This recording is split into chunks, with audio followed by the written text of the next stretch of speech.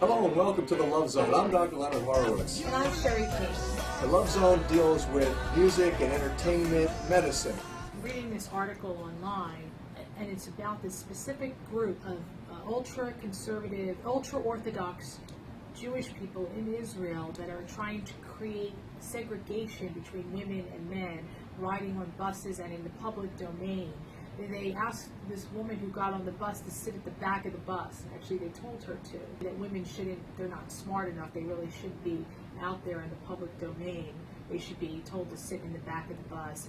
And I mean, this is segregation happening in 2012 now. I mean, you know, it's definitely when you look at what these agendas are and you see these people that are creating this separatist attitude toward women, it's unbelievable that it can still happen today. But you also have to look at it from another perspective, saying, okay, well, who's really behind it? And who are they going to blame for this? They will blame the Jewish people for this, even though it's a sect. It's a really Orthodox sect within Well, who there. published it? First of all, This the is first thing you published want in to the look at is... Jerusalem Post. Okay, so it comes from a fairly mainstream publication in Israel, the Jerusalem Post. Exactly. And some Jewish people opposing this ultra-Orthodox group from trying to impose segregation of women and men. So there you have white supremacy, you have sexism, you have racism. Division. You have these gross, fictionally created divisions, create this rift between people where instead of love, 528, we have fear and dissonance in a different frequency, which we've determined is most probably what's called 741. Right. Well, fear is what keeps crime going.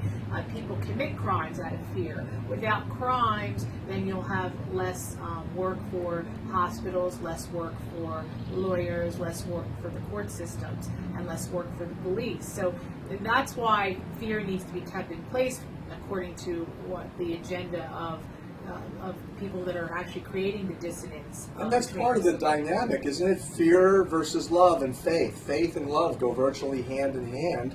And this concept of fear, which is driving virtually all the problems on the planet, isn't it? What does the word fear stand for?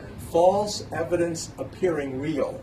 Exactly. So exactly what it is. It's false evidence appearing real. And of course the mainstream media takes, the role, the lead in generating frights for profit. And that's standard genocide. In fact, I don't use that word genocide sensationally here on this program or any time I use it. It is strictly defined, genocide is, as the mass killing or enslaving of people for profit, politics, and or ideology.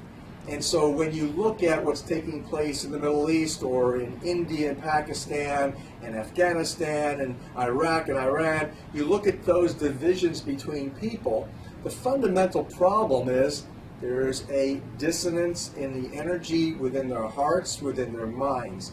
Right. And look at the 9/11 scare, I mean, there's so much evidence that points to it being an inside job, and still people are in denial about. And there's over 50% of the population today that believe that the 9/11 events were set by people within the United States federal government To create fear. Yeah, so that's been polls that have been publicized. So it's actually a majority now. It's not a majority view that's promoted on mainstream media, but it is a majority view of we the people. And so why isn't this majority view and the evidence for it discussed in the mainstream? Because again, you've got propaganda mechanisms ongoing without mentioning any names or the names of the organizations that promote it.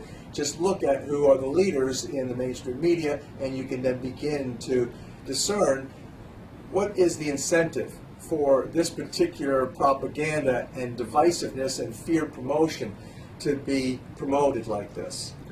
Yeah, I mean, that's part of the whole game is the fear aspect. And how does this fear with 9/11 affect your life? Well, if you ever go to the airport now, all the things you have to do, you have to take your shoes off, you have to take your computer out, you have to get rid of your water. I mean, really inconveniences are happening, and that's just really the beginning. And then they want you to go through an X-ray box that has like radiation and The new ones that tell you that, it's much less radiation than a cellular phone. But anyway, a cellular phone is a cancer stick, and quite frankly, I know I'm not a terrorist. If I have to prove to somebody that I'm not a terrorist, I'd rather have them give me a genital massage than to put myself under a risk of cancer.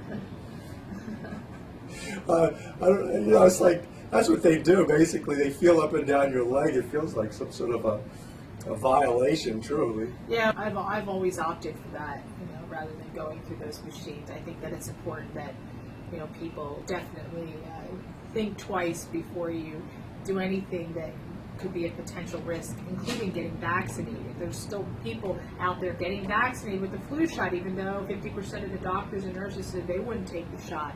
So it's the same thing, it's like you have the evidence is out there, and people still continue to do it because they believe their doctors and they believe the mainstream media for being 100% telling them the truth. They believe they're honest. And so when you believe them to be honest, some consequences could occur. Well, that's it. Again, it's misplaced faith and trust is a major problem. I mean, again, all the time we place our faith in politicians. For example, Obama, who was the great new hope.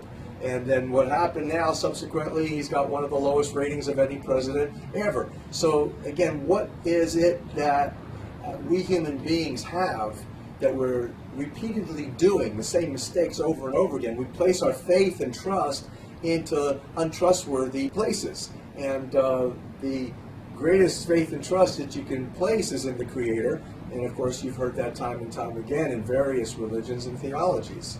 Yes, definitely don't trust man for sure. Trust God, and that's what we believe in. We believe in the faith, and that's why we know that we're on the right path in giving you this great news, which is the news about how we can heal the planet. And the news about 528 and love, and exactly. How love is the universal healer, and how we can use it, we can apply it, we can celebrate it, and witness it everywhere. And so that's what the Love Zone is really all about. All of nature is in balance. It always goes to balance.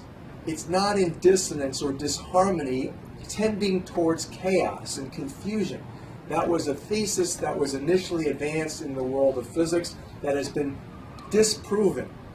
The world is not moving into chaos. The universe is held like gravitational forces hold the atmosphere together, and this planet in relationship to other planets in its solar system. There's a balance and a harmony and a cycling, and it's all based on musical mathematics.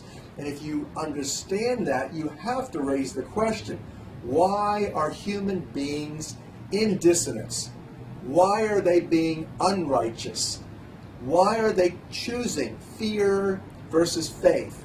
Why are they choosing to degrade each other and kill each other instead of love each other and work collaboratively with each other? That is the question that we like to entertain here on the Love Zone. These are most important questions for our time.